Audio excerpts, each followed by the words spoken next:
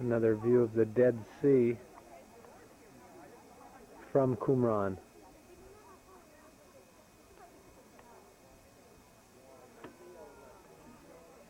The sun is glistening off of the sea.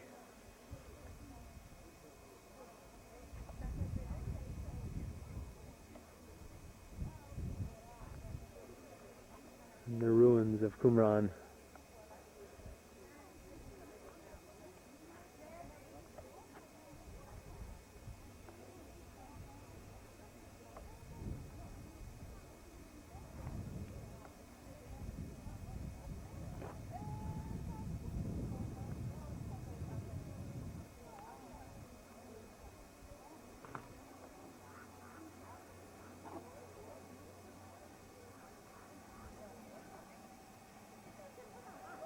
The store of pottery, they say.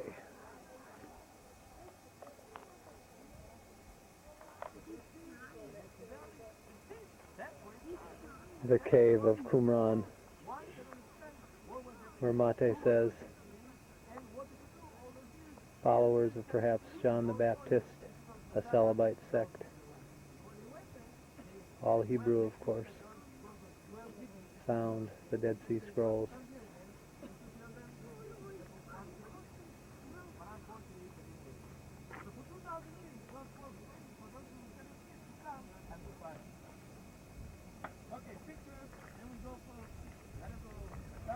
Another group, not ours.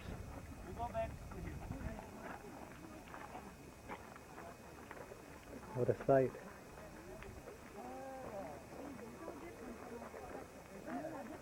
Phew. You can see how deep the gorge is.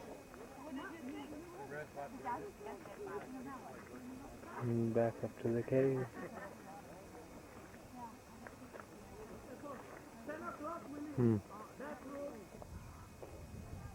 Earlier today, Bryant read from Ezekiel, talking about the prophecy of the Jews returning to Israel, scattered from all corners of the earth to return.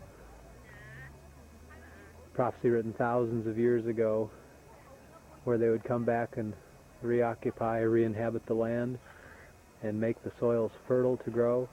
Here's a perfect example. This is a field of, it looks like, I don't know, maybe citrus trees, and plastic over other crops. Once barren desert land, now producing the fruits of the earth, as predicted in the prophecy in Ezekiel thousands and thousands of years ago.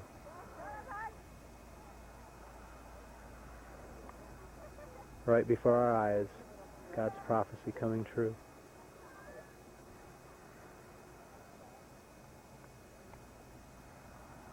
Claudia. We are now at Masada. Mate told a wonderful story of the courage of the Israelis in their fight against Romans on this rock fortress built by Herod. Never to be used as a fortress by Herod, only a resort getaway. Nonetheless, a rock fortress high above this desert near the Dead Sea.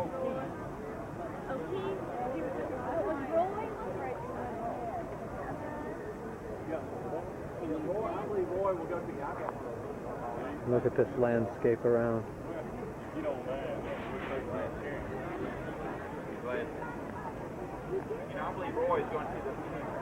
Dead Sea in the background.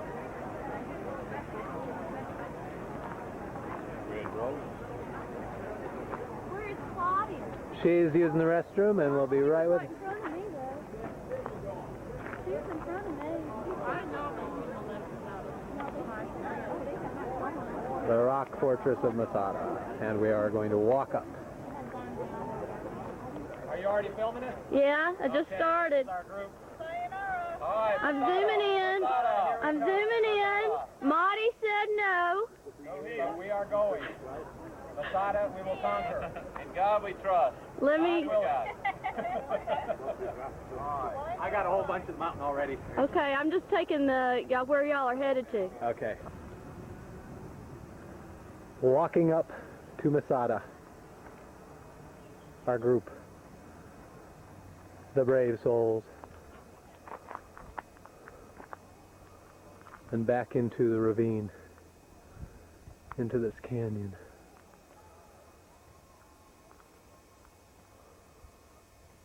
And up to the mountaintop, where we will go, God willing.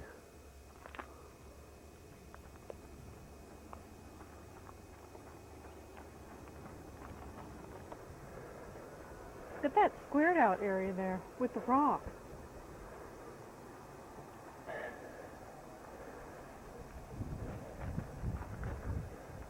Back to our point of departure.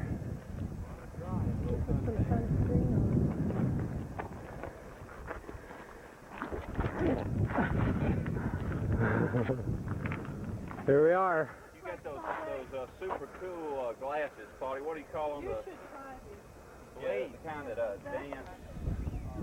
Okay, we have arrived at the top.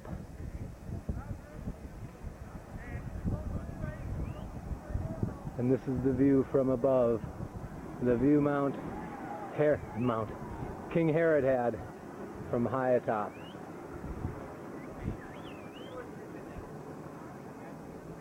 He panned over and saw the fat boy from Atlanta.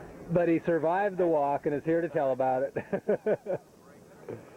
Way to go, Keith. We made it.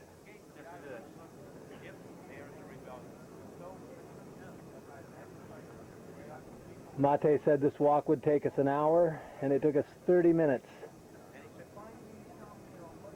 There's our little group over there. Focus in.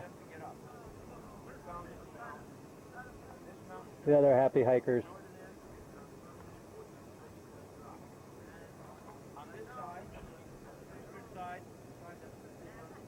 King Herod's resort getaway.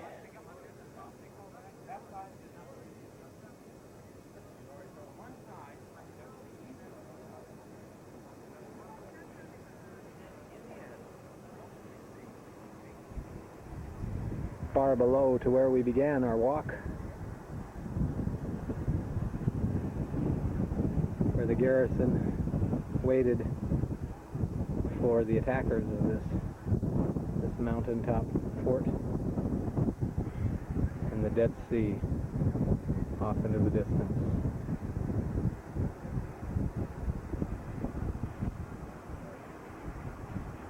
Whew. Are you on the edge of a cliff there? I'm on the edge of the earth, Brian. Oh my goodness. You brave man. You see our group? Can you see the cable cars coming? Or? Yeah, there's a cable car coming up right now. This is the fast way, long line fast way. We took the short line fast way. Is it just straight down for a long way? Yeah, you wouldn't want to fall. I don't want to get up there. On top of Masada, Johnson Ferry group walking down the walls. Notice the black line on this wall. Mate explained that below the black line is how the place was discovered, and archaeology has restored above the black line.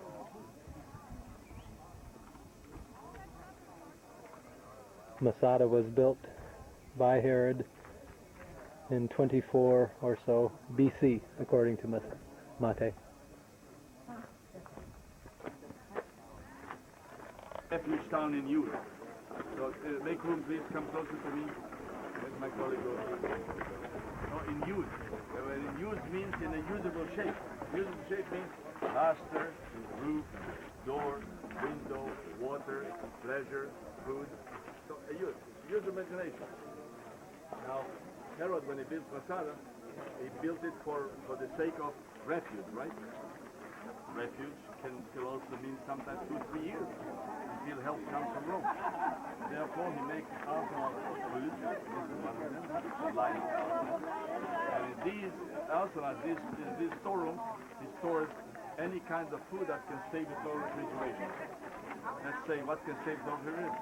Dates, raisins, olives, dried olives, cheeses, wine, oil, grain, all kinds. No, wheat, sure. Wheat, sure. No, wheat, yes. So every room had food. This is to answer some questions. What is the devil for food? They ate from the rain because it was they counted it from the Romans. The Romans kept it up to date. Used to eat from the older and restock all the time. So the zealots for 3 years ate from what the Romans prepared for themselves. This is wait a minute. From the store. Go down in the The storerooms Mate was talking about here at Masada.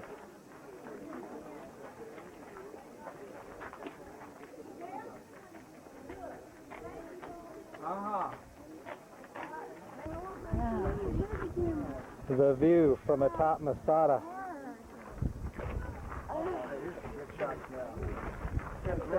Don't want you know what it is. Wow! Oh my goodness sake! Well, that is great. Wow.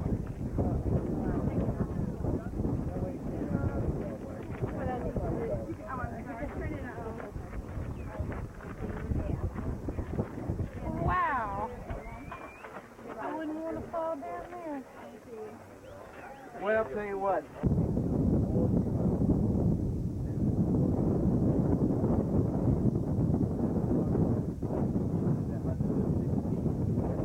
The backside, Herod's getaway resort, top of the mountain. The hot tub down there.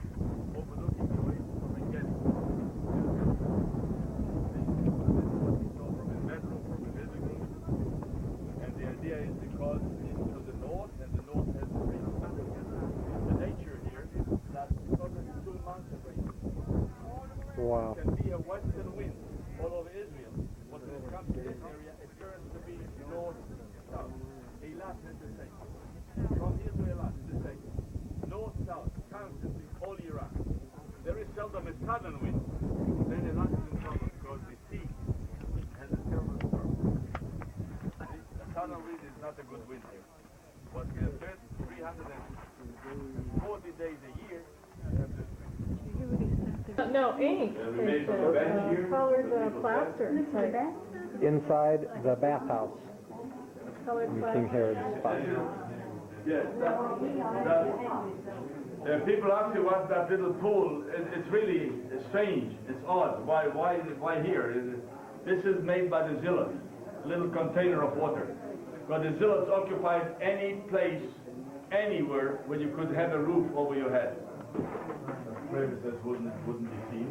And the rough is also for another reason, to be rough enough to glue on it the smooth one. The smooth one, it should hold. Because if the rough would have been smooth, the smooth wouldn't have hold. All in 25, 22 BC. So as you can see, it all closes from the crevices, and then comes the smooth. Yeah, this is not original. I mean, this is original, but glued by concrete. It'll take all of us. Come in, please. Come in, please.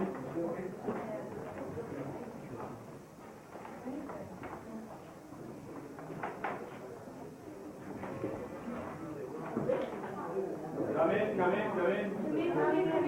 Come in, come in. Bevakasha. Bevakasha. Please. Please, Bevakasha. Bevakasha. B-E-V-A-K-A-S-H-A. Bevakasha. Ryan, you're the last one?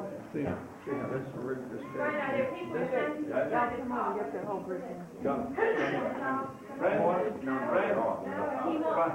try to help old grandpa. Try to help her. We moved from daddy to grandpa. Come. There are a few more out there. And some of the sheep look at the Dead Sea Scrolls. Okay. Now, we are now in the hot room, this real sauna. How did it work? And here I promised you that I couldn't show it to you in Beit Shan, but the big Beit Shan one, the biggest in the Middle East, operated the same way. Now, when you were here, when this was in operation, you couldn't see the stills. The stills are to hold the floor and to create a space between the ground and the floor, which is heated by a furnace from those holes, see, catching by funnel, catching the wind from north, blowing the wood, the fire to higher degrees, heating it, the floor is heated, the heat goes into the room, the dry soil, perspire. You want wet, you want steam, you pour water on the roof, on the floor, you have steam. This is why the roof is arched, because steam, if the roof was flat, steam drops would have gotten up to there and dropped, hot drops on your back. No, we wouldn't want The that. rest of the ceilings of the roofs are flat. This one is arched. I hate it when that happens in that Now, steam after room. you had that pleasure here, you didn't go out directly to outside to catch your cold and sneeze. You came back from the hot to the warm. You wanted to cool yourself off faster. There's a little pool there. Go to the pool. Wait a while. You cool yourself off. You go to the dressing room. You dress in it. You thank God for the pleasure. Was this available to everyone or just the royal? Everyone who was in Masada. Because the private of his as such, small for 5-6 people, in his bedroom. But this was a public. Let's call it public. How much public was here, I don't know. But there's several hundred servants or whatever.